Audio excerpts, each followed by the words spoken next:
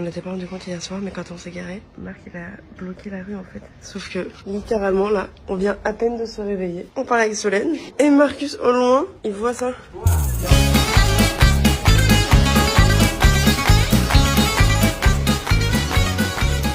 Je sais pas, il va où?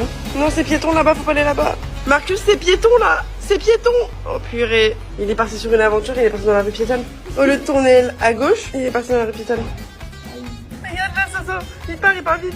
Il a de la chance que tout soit encore fermé. Sacré réveil ce matin à Pise. C'est notre dernier jour en Italie puisque nous allons prendre la route vers une nouvelle destination. Notre road trip continue, sauf qu'il continue à 3. Solène reste ici pour ensuite retrouver son chéri et passer des vacances avec lui. Pendant que nous, on continue notre petite aventure.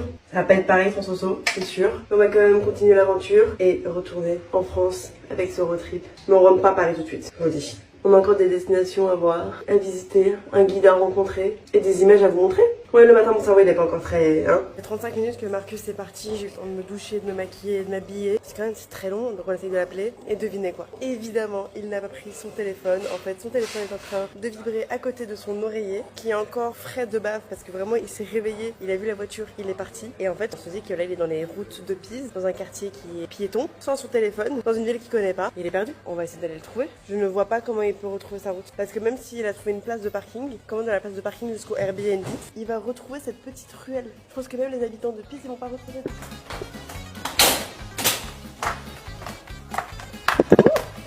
Même casser la gueule. Bah, wesh.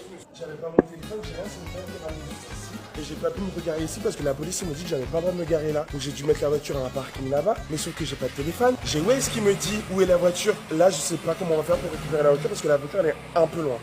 Ouais, bon matin. Mais non, sauf que j'ai paniqué et tout, le monsieur il était là. Bon, j'ai déjà pleuré. Et au moins t'as trouvé le Airbnb. Comment tu l'as trouvé? Bicycletta. J'ai demandé à une dame, elle est où la boutique de bicyclette?